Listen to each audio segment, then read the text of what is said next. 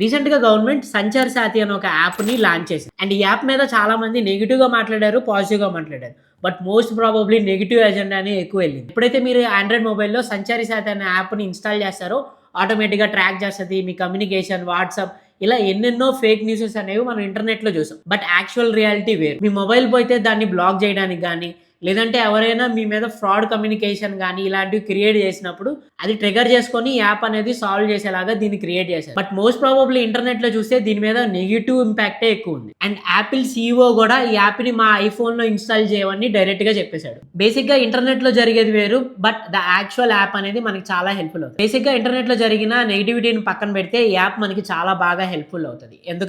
ఎందుకంటే ఈ మధ్య చాలా స్పామ్ కాల్స్ కానీ, డిజిటల్ అరెస్ట్లు కానీ ఇవన్నీ ఎక్కువ అవుతున్నాయి కాబట్టి దీన్ని కంట్రోల్ చేయడానికి గవర్నమెంట్ అనేది యాప్ని బిల్డ్ చేసింది.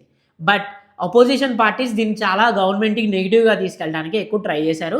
అండ్ దాంట్లో సక్సెస్ఫుల్ కూడా అయ్యారు. మీకు గనక యాప్ని ఇన్స్టాల్ చేసే ఆప్షన్ ఉంటుంది, అన్ఇన్స్టాల్ చేసే ఆప్షన్ కూడా ఉంటుంది. అండ్ ఈ నెగిటివ్ న్యూస్ మీద మీ ఒపీనియన్ ఏంటో కింద కామెంట్ బాక్స్లో కామెంట్ చేయండి.